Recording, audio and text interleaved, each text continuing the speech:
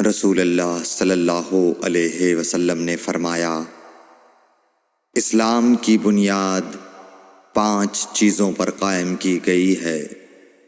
اول، گواہی دینا کہ اللہ کے سوا کوئی معبود نہیں اور بے شک حضرت محمد صلی اللہ علیہ وسلم اللہ کے سچے رسول ہیں، اور نماز قائم کرنا اور زکوٰۃ ادا کرنا اور حج کرنا اور رمضان کے روزے رکھنا۔